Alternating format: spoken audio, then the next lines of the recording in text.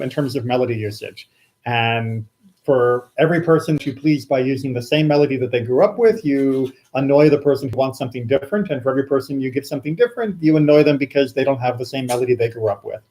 And it's really a no-win situation in terms of like a perfect solution. But it's not entirely a zero-sum game if you play it very, very carefully and right. And sometimes you just have to do that by seeing who's in sanctuary that morning. And it's like, oh, so-and-so who loves this melody isn't here, so I can use the other melody. Or so-and-so and so-and-so really love this additional melody, and they're here tonight, so I can use it. They'll sing along, and that will bring the rest of the congregation at the same time. There's a lot of flexibility that goes into picking melodies on the fly. Okay, so I think we got a reserved seat right there. We are going to begin with what predated the synagogue. So as you all know, this is Temple Israel. But of course, it's not a temple in the legal sense of the word. Again, referring back to our pre-conversation, that there are legal senses of words, and then there are actual, like, used meaning in conversation. And when we talk about Temple Israel, we're definitely not talking about a Jewish legal term of Beit HaMikdash, because of temples, as far as Judaism is concerned, there's only one spot, and that's a particular set of coordinates in Jerusalem, and that is where the temple stood, and the temple before it that was destroyed by the Babylonians also stood. So this Temple Israel is, of course, not the temple, and it's not a temple in terms of being a replacement of that temple, but it does maybe fill the same function or some of the functions. Well, in order to understand that, we have to understand what came before the temple, which was a tent, the Mishkan, the Tabernacle. Pick your different word or translation, which that definitely was meant to do the same job as the temple, or rather the temple was meant to do the same job as it. But do we know what job that was? It kept the sacred text. It was a place for the people to gather, for the Kohanim to do their work. So it was an archive, and it was a gathering place. Okay, it could be anywhere then, right? Why have one? Why have it that way? Why have the different items in it that were there? And why ask for us to build anything at all? I mean, we don't really need a building to have an archive. I mean, to be honest, there weren't a lot of bookcases in the tabernacle. There was the Aron, the actual Ark of the Covenant. But apart from that, there weren't any other shelving units. There was no IKEA back then, so what were they going to do?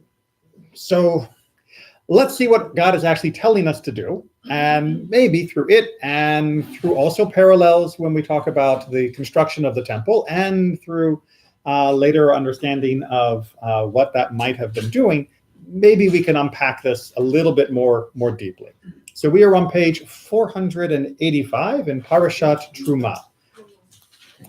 And that's chapter 25 for those of you that are using any other translation of the text or the original Hebrew. Now, in our stories so far, we've left Egypt, we got to Mount Sinai, we got a whole bunch of laws, not just the Big Ten, but a whole bunch last week in Mishpatim. And now we're going to get more, but these laws are going to take a sort of sharp turn.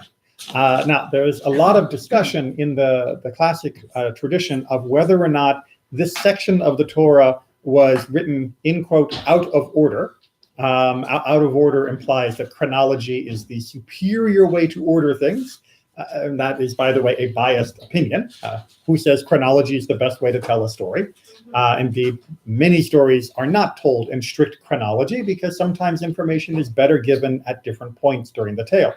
But assuming the chronology was what we were using, many people argue that the instructions to build the Mishkan, the instructions to build the tabernacle, only came after the incident with the golden calf, which is going to come after this in the text of the Torah. And that might make a difference of how we relate to what the instructions we are about to see.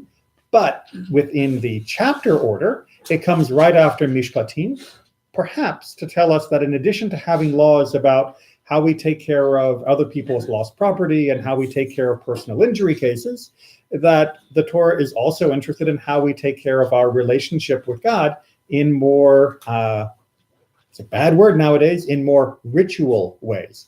Because people go at ritual and go, oh, ritual, that's all religion. I don't want to be religious. I want to be spiritual.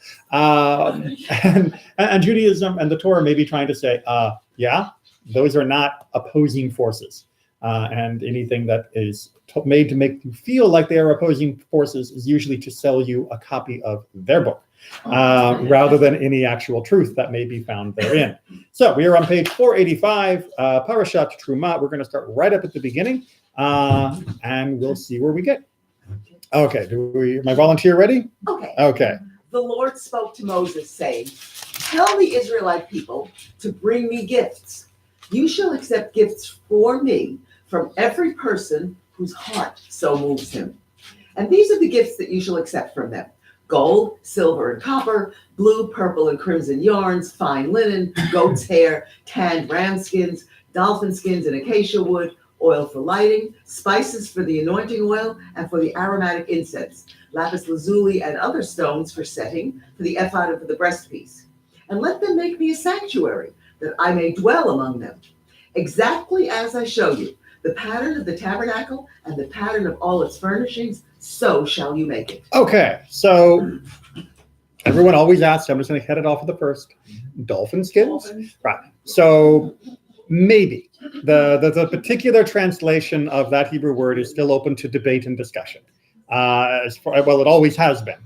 So we don't necessarily know that it was precisely dolphin skin, but it is not a bad scholarly approximation of what might be being described there. There are, as we say, there are legs to that definition, but we're not going to go down that dolphin road today.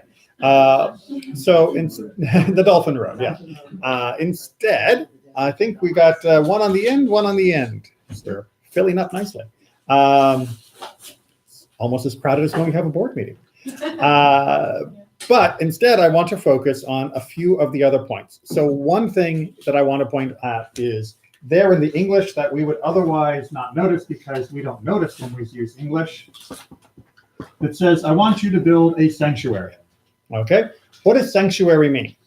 And don't give me Quasimodo impersonations from the Hunchback, right? What does sanctuary mean? It's a holy place, a separate place. Exactly, a holy place, a separate place. And how do we know that it is holy? What's the root word sanctuary? Sanctity, right? Sanctity, sanctify, right? All of those words that have to do with making something or proclaiming something holy are in the same root as sanctuary. Nowadays, when we say the word sanctuary in English, I don't think hardly anybody thinks of that root because we're not really trained to notice the roots in our English language. But there's a reason why the translation uses sanctuary, because if you look at the Hebrew, which is always a good thing to do, and we're on verse 8, right? Ve'asuli mikdash. Mikdash, because the way Hebrew loves roots, it's much clearer that we're talking about something that has a element of holiness to it, right? Because it has that wonderful kuf daled shin root, which is the same root for kiddush, for kiddusha, kadosh, kaddish, all those other words that most of us are quite familiar with that have a level of holiness. All right, so whatever we're building here, it's got some holiness stuff going on. Exactly, and that is something to speak about. Okay, good. That now we know that we're building a mikdash. We know that we're building something holy. And what's its function? The sentence tells us, verse 8. That you would dwell with them. Okay, so dwell. So that I will dwell amongst them. All right. What does that mean? Live amongst them. All right. So indeed, it does come from the same type of root that we would find for the Hebrew word for neighbor. So, this is Mr. Rogers' neighborhood. This is Mr. God's neighborhood. Won't you be my neighbor, says God. Just build me a house. I'll move in and we can take turns, watching each other's plants when you go on vacation. And it'll be nice, right? We'll be neighbors. That'll be swell. It'll be... Why did I write swell? Dwell. That's what happens when I try to say one word and think another word at the same time. Okay, so because I was thinking of shochen, of to dwell in the area, right? So to dwell is swell, and it'd be swell to have a neighbor like God, but To accompany, because we first meet God on Sinai. right. And now we're talking about God accompanying the people Moving with. All right. So one idea here is God is like, moving in, right? We are going to.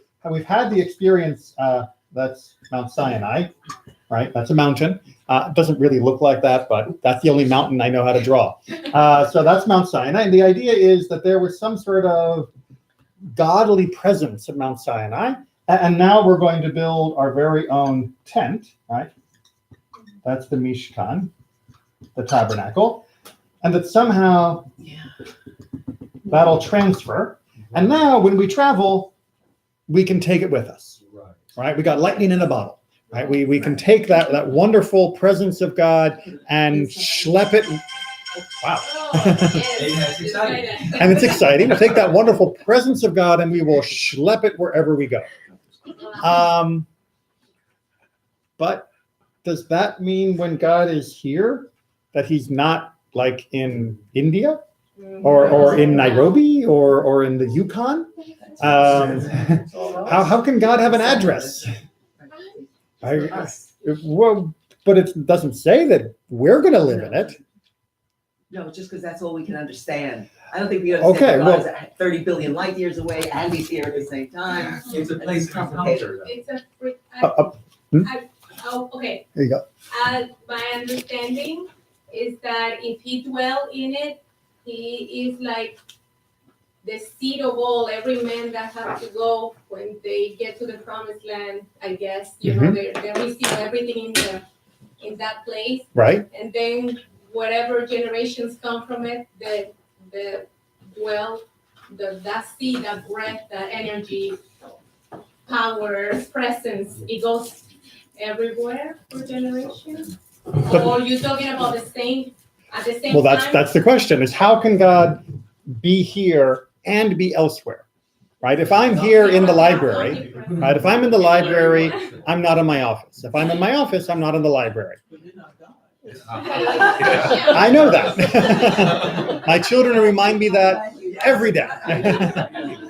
Right? So the question then becomes, but if God is everywhere already, right? If God is in my office and the library and in Nairobi and the Yukon and all of those things simultaneously already, then what's being added by having this? The relationship between the Jewish people and God is like a man and a woman married. So this is what's happening. We got married in Mount Sinai. Now he's moving into the house. This is the house. But again, moving in implies moving out. Right? If you move into my house, you leave your old apartment behind. Not for God. Not for God. All right. So this is the tension: is how does this language work when we're talking about God? Because we know what it would mean if we're talking about a person. But if we're talking about a person, then we're not talking about God. And if we talk about God as though God was a person, it gets really easy to make mistakes, because all of a sudden it's as though we're imagining a person rather than God. And even when we erase that little stick figure drawn so beautifully, even this is too similar to a person, right? Because I'm drawing my little dash lines, but there are still edges to this, just like there are edges to the shape of a person. And if God has edges, then God's not God, right? That doesn't work, right? God cannot have a limit and still remain unlimited. It's simply not the way the existence works by God's own rule. So let's look at how our commentators wrestle with this, because they were no dummies. So yeah, if we can pass those down. Yeah, I apologize. When I hit print, there was cardstock in the printer. So the fact that this is printed on cardstock doesn't mean it's extra special. It just means the rabbi didn't check what was in the drawer. Yeah, I know. It feels much more official, doesn't it? Yeah, it's like the first tablet. Yeah, because winter is over. Okay, so hopefully we've got at least one for everyone. I think I guessed pretty well on the number. Let's go ahead and look from the book of Chronicles, because in order to understand this, we need to understand what happened when we wanted to build the temple, because this is the Mishkan, right? The Mishkan served us for 400 and some odd years. So when David comes along and wants to build the temple, we might be able to get some more information about what this was doing by what David was hoping to do and the interchange between him and God and on all of that. Does that make sense?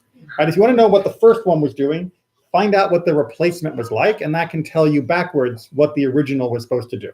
That's the theory, at least. Let's see what we can accomplish. When David settled in his palace, David said to the prophet Nathan, "Here I am, dwelling in a house of cedar, while the ark of the covenant of the Lord is under tent cloths." Right, which the implication is shabby. Right? If you were king, you build yourself a palace, and cedar was like the finest wood of the day. And I'm living in a palace, and God's still living in a tent. That doesn't seem right. And that is to David's credit.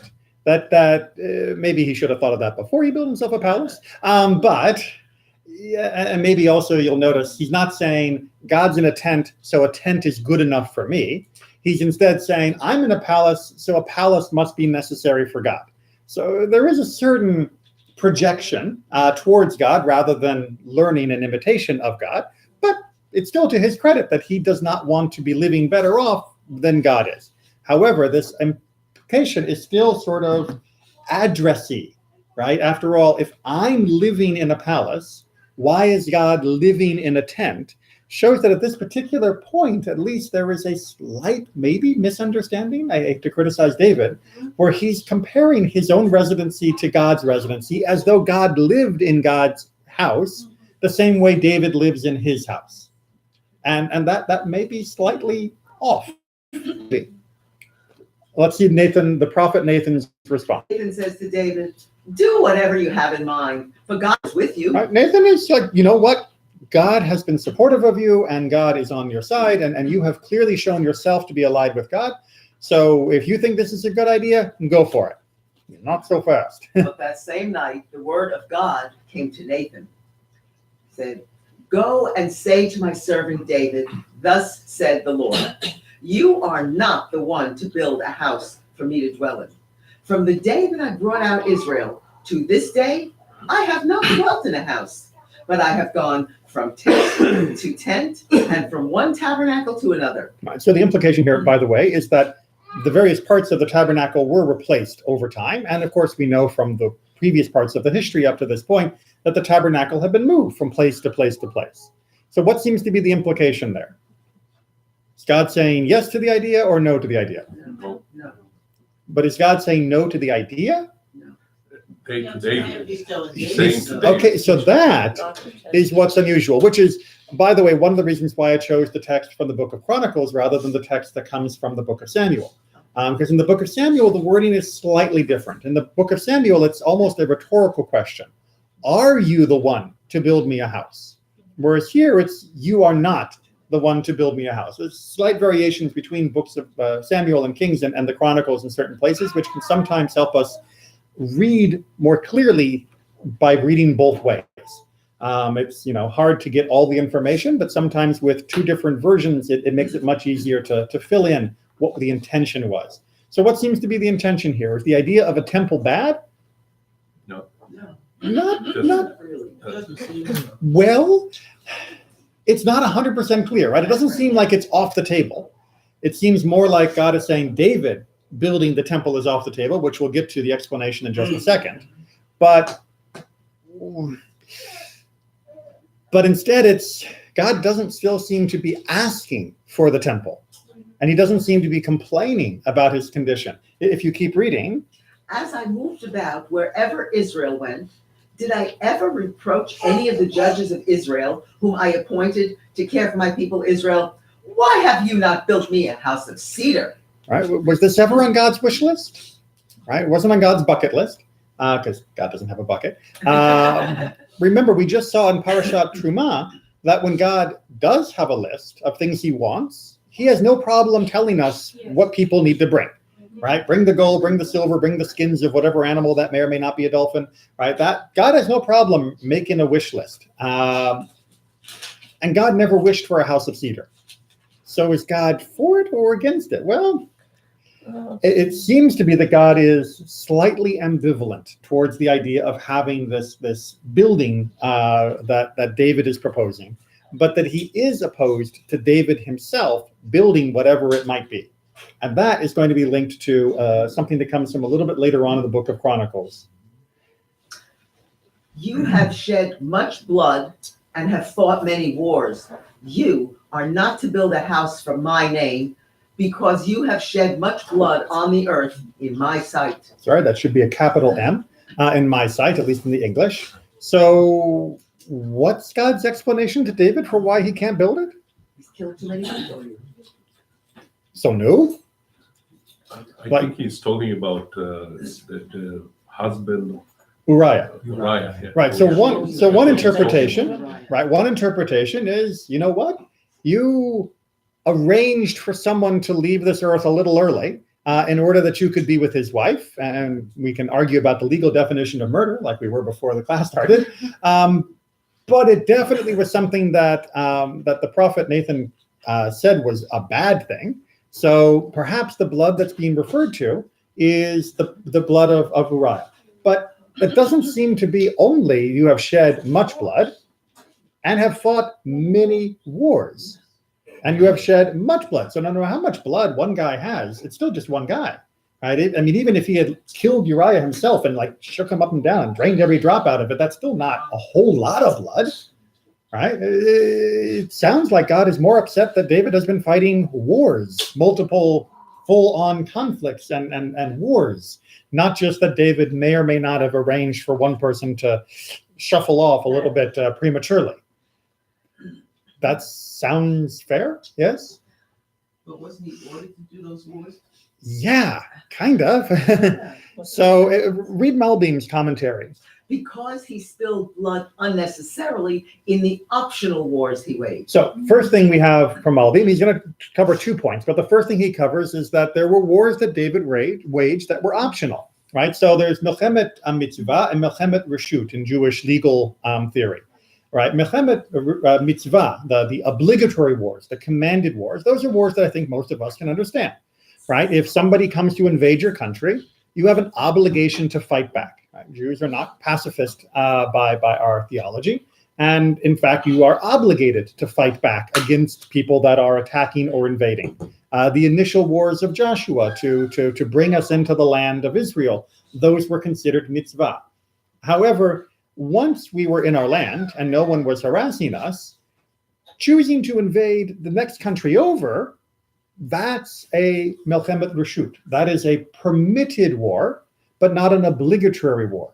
Meaning if, and Jewish law goes into a lot of details for this, but if there is indeed a good chance of victory, if indeed the country is prepared for doing war, if indeed the generals agree with the war, and if the sages agree with the war, and if the Urim and Tumim, which were the special stones, agree with the war, then yes, you can go ahead and have a war that has nothing to do with self-defense. But Malbim is reading this idea from Chronicles that, yeah, maybe you're allowed to do it, but because you did that, I can't let you build the temple, which doesn't mean you shouldn't have done it, but it does mean there's something incompatible between those wars and the building of the temple. That seems to be the implication, that the Melchemet Reshut, this war of option, this war of your own prerogative, even though it wasn't forbidden, may have created an incompatibility with the building of the temple. Now, if we just finish there, we'd probably, hem and haw, but we might agree with that. That seems possibly fair. That David, if he went out and actually caused more death than was necessary, even if you took aside the idea that the deaths on the enemy side, it's saying, well, they were probably going to invade us anyway if you wanted to go that way. But it still meant that there had to be Israelite soldiers dying, right? You don't go to war and have only casualties on one side. So by going to war optionally, you are causing more people to die even on your own side than is necessary. So maybe that would be okay. But Malbim doesn't stop there, because you notice the verse has 3 parts. You spilled a lot of blood, you fought many wars, you have shed much blood on the earth. So this seems to be multiple levels of rejection. So Malbim gives us multiple explanations. Also, in the great wars that he made, even though they were necessary and commanded, or with enemies that tried to kill him, nevertheless, he could not build the temple because he had spilled so much blood. Sorry, that is had, not had. Yes. So what Malbim is trying to say here is that even if we were to ignore the optional wars that David fought for the enlargement and betterment of the nation, God is still saying no to him because he fought so many wars that he had to fight.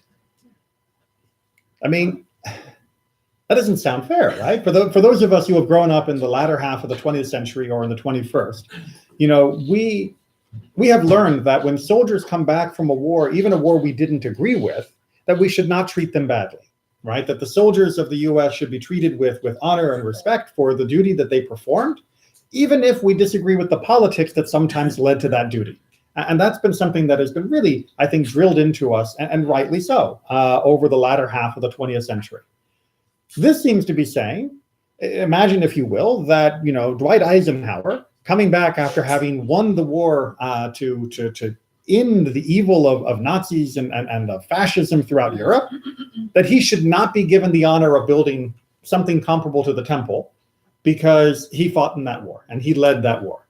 It's like, but it was so needed and so righteous and so good, and it was on your orders, God, that he do that war. Not that I said that Eisenhower was ordered by God, but just trying to give an American equivalent that we might be able to relate to. How? Why?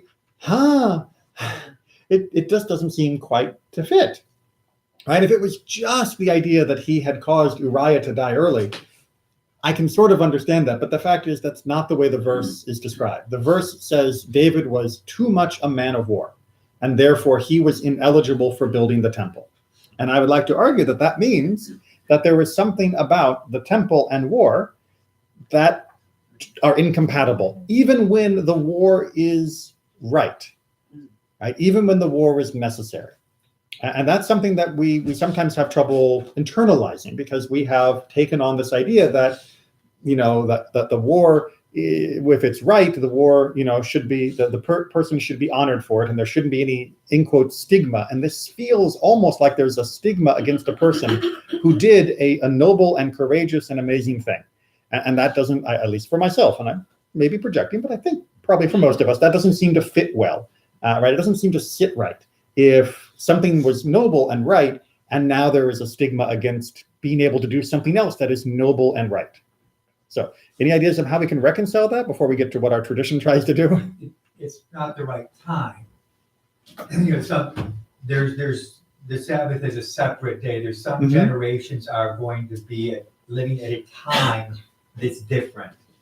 He's a man of his time. It wasn't the right time yet. So, and that can reconcile it without really making it so much David's problem. There would not be the right time to do it until Solomon became king. So what you're saying is there was a period of war, and David was of that period. There's a time for everything that's under the sun. I think his son writes that book, in fact. So there has to be a time of peace. Right. And to build. So during that time of war, right? It's not the right time. But David is the man of that time, and he's necessary for that time, and that's what makes him so great. So the temple can't be built during the war, and since when David dies is when we get, the peace, it means that it's not that David himself is bloody. It's not about him. It's just he is time locked by the necessities of his generation. And the necessities of his generation is fight. And therefore, it's going to be left to someone who is at rest, which is indeed... Just like the Sabbath doesn't come until the day of the Sabbath. Right, and the phrase is used when God, in the continuation, I always commend people to read more of the book of Chronicles if you haven't. It's at the end of the Bible, so I know a lot of people give up.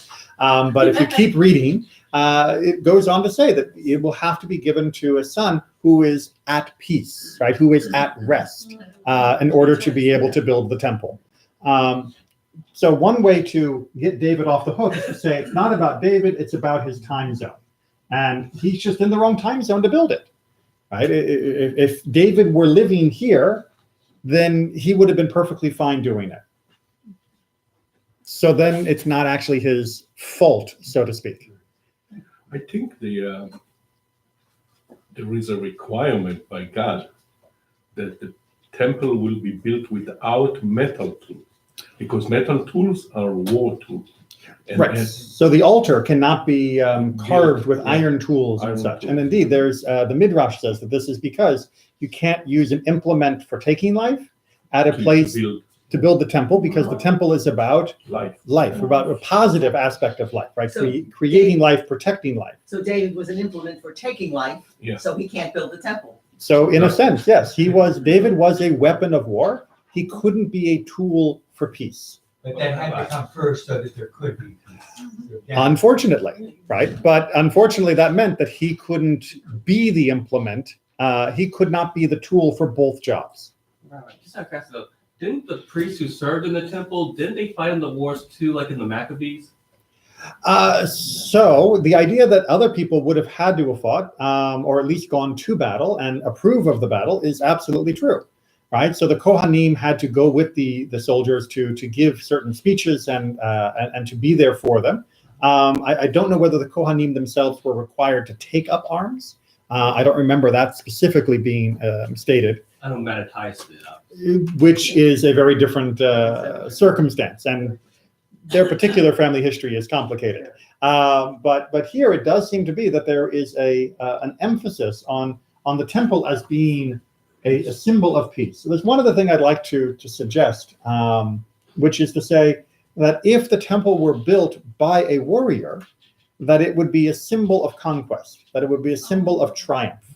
Right, if you go to Rome and you see the Arch of Titus, right, that's not just a beautiful civic structure. It is forever linked to the conquest of Judea, right, and to the destruction of the Second Temple. And you can't look at it and say it's just art or it's just a pretty bit of civic engineering without remembering why that particular bit of civic engineering was made. And indeed, we know from the times of the Maccabees, we also know from the time of the Crusaders and others, that to conquer a space and to stick your temple in that space was the equivalent of planting a flag to say, our gods rule this area now. And to build the temple in David's hands would be to say, since David conquered this area, he is putting his own stamp on it, rather than God's stamp. And so there may have been an element of that God did not want the temple to seem as though it was an extension of David's conquering attitude, which may have been necessary, as Malbim points out, but still would forever tinge how the temple was looked upon, not only by us, but by the world. All right. There's another way to try and unravel this, and that is to try and figure out what our relationship is to God in the first place, which might help us understand why God is trying to move in, as Yerach put it.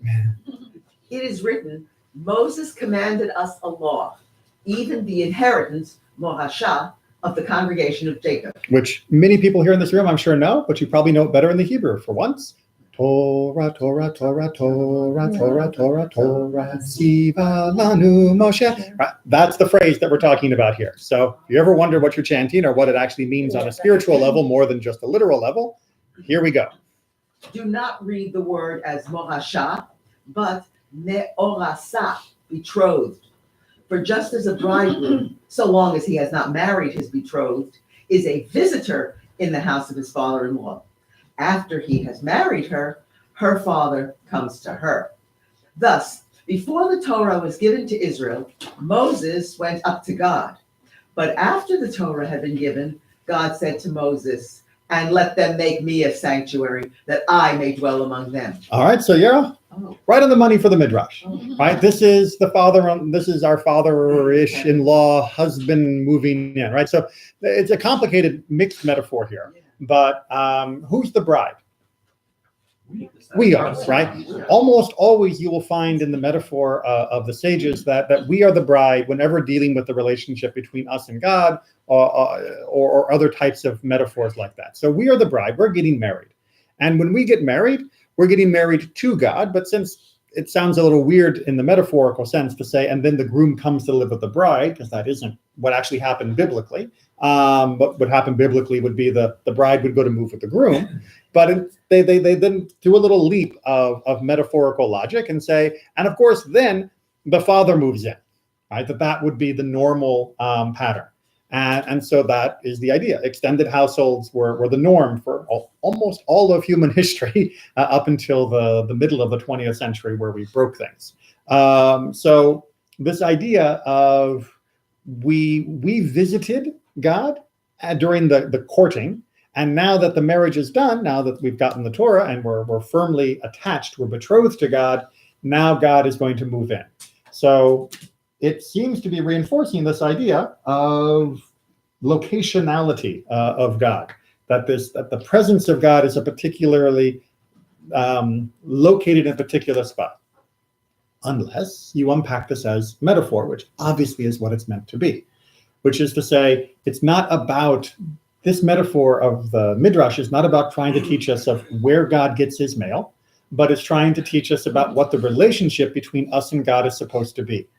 And that relationship is supposed to be Married couple. right, specifically loving married couple, right? Just to make sure we get that explicit, because sometimes there can be some misunderstandings on what that relationship is meant to be like. And sometimes people even wrongly think that biblically or classically that Judaism wasn't about there being love between husband and wife, that it was just, an economic transaction. Far from it. It was meant to be, ideally, always a happy and loving relationship between husband and wife. And that's the metaphor that they're saying here. So it's not just we got an inheritance from God, we got married to God, right? That there was a depth to this relationship that, of course, we would now then have a symbol of that relationship traveling with us. So now the Mishkan, rather than being a place that God lives, is one of these, right? The Mishkan becomes a wedding ring. Which is to say, I don't wear the wedding ring. I don't speak English. I don't wear my wedding ring because if I take it off, I stop being married. It's not like married, unmarried, married, unmarried. That's not how this works, right? I'm sorry, is that how it works? Yeah. So I wear this in order to remind myself and to let others know that I am married. And so too the Mishkan, when we're leaving the site where we made the match, it might be really easy to forget that you're married, right? If you didn't have something tangible to go along with you, which again, by the way, may be why the sages believe that this discussion of the Mishkan's construction came after the golden calf, after we showed God that we needed a tangible reminder of God because we wanted to make a cow, for crying out loud. Then God said, okay, fine. If you want something to take with you that will help you remember, you want a souvenir of Sinai, a memento, for memory, that's not a bad feeling, but idols, no, right? We're not doing the idol thing. Instead, here, make this, and that you can carry with you. And when you look at that, when you use that, when you feel that, you'll remember that we are connected, right? It is a mnemonic device made out of dolphin skins and gold. Make sense? Okay. But another explanation, because there's always more than one. Always. Do not read Morasha, but Meorasa. This is to teach that the Torah was betrothed to Israel. Right? Not God per se, but Torah was wedded to us, right? So that's the change up that happened there. Right? We got married to Torah. Because it says, I will betroth you unto me forever. I will betroth you unto me in righteousness and in justice and in loving kindness and in compassion. All right, which again in the Hebrew might sound a little more familiar to those of you who wear tefillin, because these are the three phrases that we say when we are wrapping the loops over our finger, like putting on wedding rings when we're wearing tefillin each morning. And if you came to Worldwide Wrap on Sunday, you would have known that. So that's a little bit of a plug for wearing tefillin. And again, the idea being that when we wrap tefillin, we should not just be thinking of, I'm doing the mitzvah of tefillin. That needs to be there in our mind, but that mitzvah of tefillin means that every time I put it on, I'm thinking about being married. In this particular case, it's not just being married to God, but the specific idea of being married to Torah. That Torah and we are partners in this world, right? God made us for each other, if you will. And it was a match made in heaven. And when we think about that, it helps us in guiding our relationship in the more positive sense, rather than just thinking of it in some sort of banal legal sense. Make sense? Good. I like making sense. Now let's change gears and realize that all of this description of the Mishkan and our relationship to God can be moved to a metaphysical or mystical level, which we'll see how we get through it, if you would. Adam's sin resulted in the conduits between heaven and earth being broken. The sources of supply to earth were interrupted, and God's presence withdrew from earth, thus creating a separation between the celestial and terrestrial regions. All right, so imagine, if you will, Shnei Luchot HaBrit, the author is saying, that the heavenly realm and the earthly realm are like two circles. And when we first began, they overlapped perfectly, right? There was a one-to-one bond and conduit between the two. And so therefore our spirituality, our understanding of God was perfect, flawless, and immediate. But when Adam made a choice, which by the way was the only choice he could make and was where we needed to be, but it did mean that there was a rupture, that we were now not going to live in that human state. We were going to live in a fully realized human state where we had our pure soul, but we had a rather impure path of the choices that we were going to make. And that meant necessarily that the world that we live on, the terrestrial space, was going to be a little distant, or a lot distant, from the heavenly space. And that separation, metaphorically represented by my hands, meant that the supply lines, the connections were broken. And they're going to need to then be rebuilt. With the advent of Abraham, Isaac, and Jacob, the presence of God was once more drawn toward earth step by step. The patriarchs are perceived as having established 3 thrones for God in our world. They made their own bodies carriers, that is, thrones, for God to reside on, but this did not result in God's presence having a permanent abode in our world. All right. Now, obviously, God is not like possessing them, right? Because we don't do that whole, possession stuff. What he's talking about here is that the patriarchs and the way that they created lives around themselves were as close to God as you can get, right? Abraham, Isaac, and Jacob, they were reflections of what God wanted for this world. And by living in such a good manner, it was God's presence was made sort of realized in the world around them, right? It's what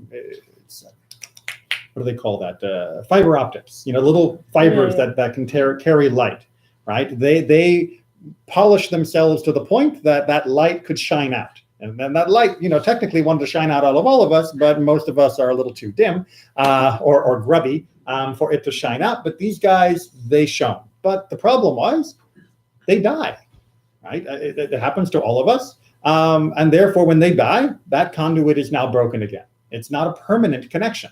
It is dependent upon the actions and the lifespan of individuals. And that's not ideal. That's not what we want. Then came Moses and the Jewish people and built the tabernacle with its furnishings and repaired the break in the conduits between heaven and earth and restored the connection to the pools of blessings interrupted through Adam's sin.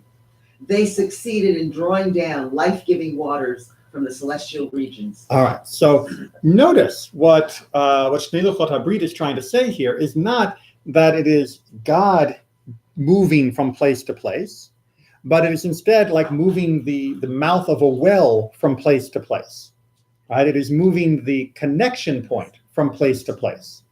That is what allows us to experience God's presence not that God's presence itself is being moved.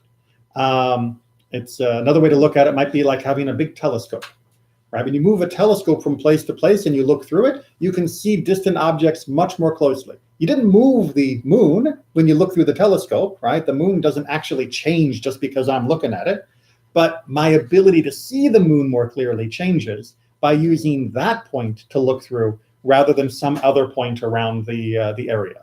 Does that analogy make sense, right? So again, we're not moving God's presence. We are in simply allowing ourselves to feel God's presence more clearly in that spot. It's almost as though the fabric between us is thinner there. It's like if you ever try to feel something through thick wool, it's very hard to feel it. And if you drape it in silk and then you try to feel it, it's a lot clearer. And the fabric between us is much thinner at this point where the Mishkan is built. And that becomes a permanent place of being able to perceive God's presence more powerfully. Onward. This is the mystical dimension of the words, "They shall make for me a temple so that I can dwell in their midst." As a result of this development, God's presence can be viewed as like that of a guest who travels from place to place. The choice of the words, "I shall dwell amongst them," as distinct from "I shall dwell down on earth," is a reference to the fact that God's presence traveled with the Jewish people wherever they went. All right. So the idea being that it's still only semi-fixed. Right? This is not a fixed spot. This is a fixed procedure. And when the procedure is followed, when the Mishkan is built and moved, then yes, that presence is felt. And when it's moved somewhere else, it's felt there. And the place that it was before, you no longer get the same clarity. Right? If you were to go back now to the base of Mount Sinai and find precisely where the Mishkan had first been built, you're not standing on holy ground. Right? The sanctity, the mikdash that was there is no longer making that ground holy because it wasn't permanent. It was a permanent opportunity in the sense that wherever it happened, it could work, but it had to happen or else it wasn't going to work. Because we didn't have a permanent one, which would be the temple itself. God did not take up residence in a fixed abode then, and this is alluded to in the verse where it says, Vayehi bin soa ha'aron vayomer Moshe huma Adonai. Right, this is what we do at the beginning of our Torah service, yes?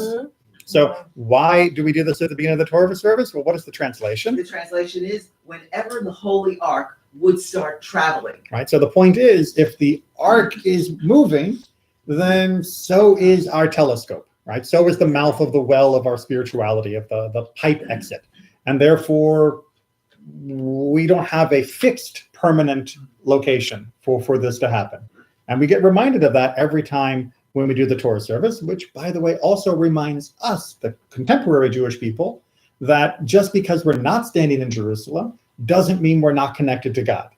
Because the ark used to move too, right? And the Torah still moves, and it goes anywhere the Jewish people are, and anywhere the Jewish people are and gather for the Torah, yes, then you are able to still see it. The telescope might not be quite as powerful as the telescope of Jerusalem was, but we can still set up our small telescope anywhere we get, as long as we gather together with the Torah and use it to create a holy community. So that idea of putting that into our liturgy, it wasn't an accident or just, the liturgy writers had no other better verses they could put into the prayer book. They were very deliberately trying to remind us, who for the most of the last 2,000 years have been estranged from the land of Israel, that we still had a connection to God despite that. Okay. But David was troubled by this condition of the divine presence. He wanted God to have a permanent abode on earth in a fixed place. This is why he wanted to build a temple, as opposed to the tabernacle, which by definition was a temporary structure. Okay, so now we can finally get back to that original debate between David and Nathan and God of what was David trying to build. According to Shnei Luchot HaBrit, he wasn't upset that he was living in a better house than God. He was upset that he was living in a permanent house and God wasn't. At any moment, the tent could be knocked over or the tent could be moved, right? We could lose it. We could lose that connection. A building like the temple that was a much more enduring idea, a much more enduring presence. And indeed, to this day, we still in Judaism believe that that space is imbued with a degree of sanctity, despite the temple's destruction. And therefore, that focus would allow a longer lasting effect to be created. So now, rather than David just comparing addresses, he's comparing permanent versus temporary. And that's what he's trying to give to God, a permanent abode, not just a permanent possible abode.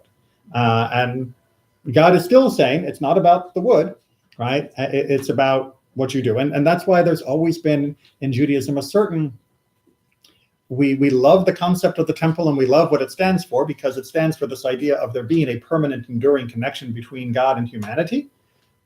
But we also recognize that it is not technically necessary, that it is kind of still sort of optional, because God never asked for it in particular. He asked for the Mishkan, but he never asked for the temple.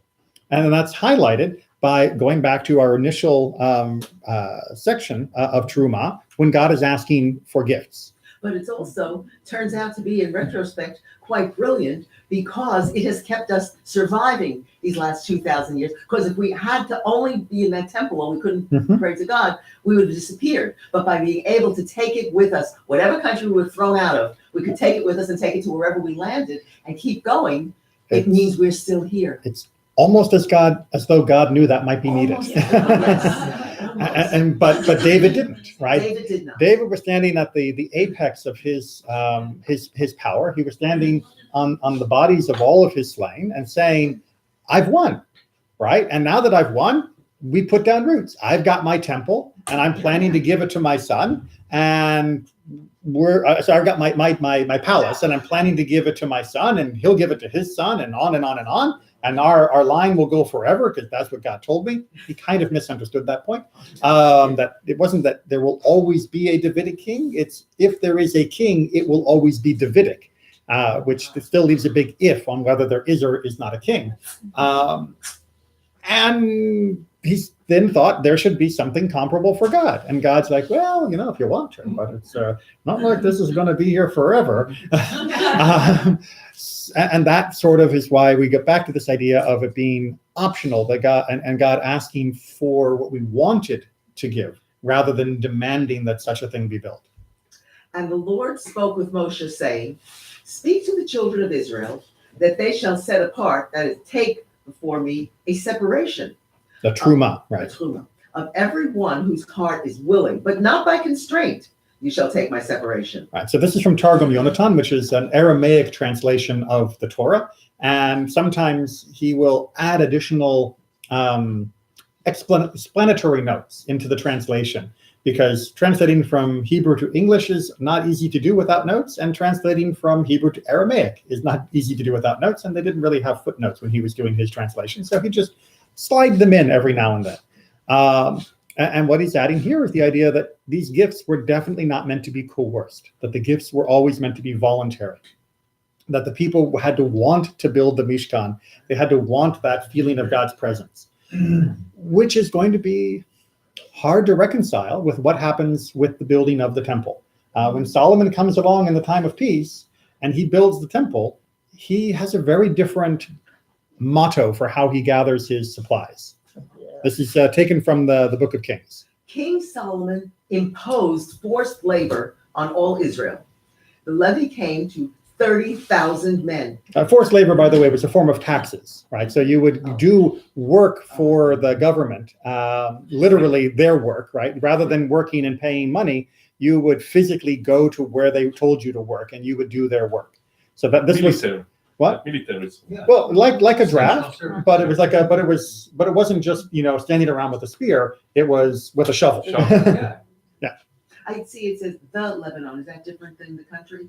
It's considered a region. So we now call Lebanon, without the word the, because it has borders and passports and a UNC.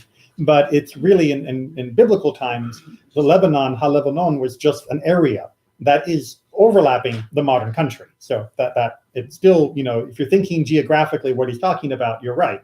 But it wasn't identical to the modern country. So he sent them to the Lebanon in shifts of 10,000 a month. They would spend 1 month in the Lebanon and 2 months at home. Adoniram was in charge of the forced labor.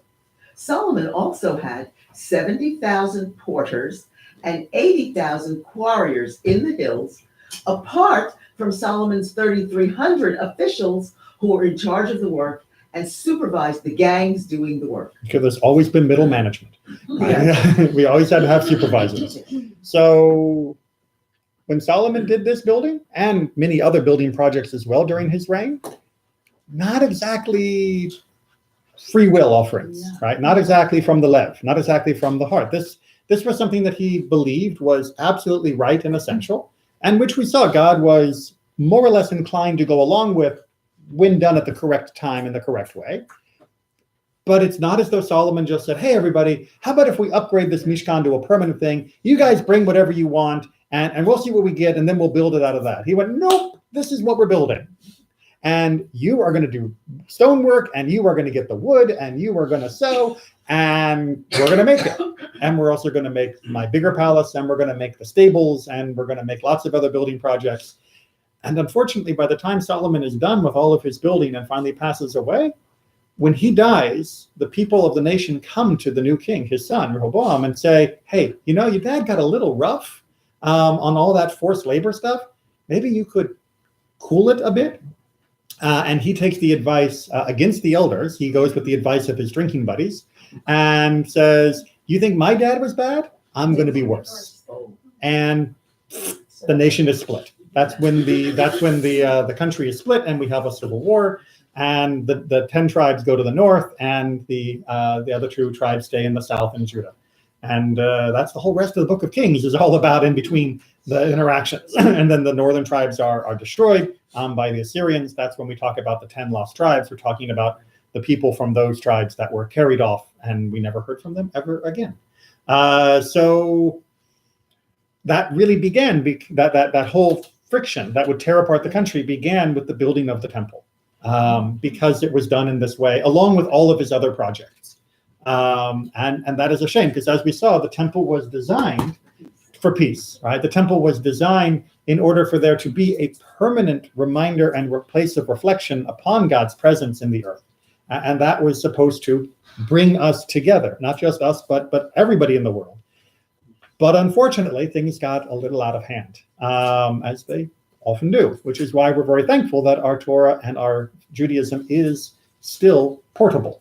Just like in the beginning, where we are still able to be Jews elsewhere, and we're able to do it without having forced labor in the temple, which is why membership in a synagogue is voluntary and greatly appreciated, and donations are always welcome. But we don't go around to everybody's house and kick down their door and say, you're going to come clean the shul this week because it's your turn. We instead rely on people doing it because they feel it is right. And you know what? That's worked pretty well. Could be better, but it's worked pretty well. Thank you very much. Thank you. Thank you.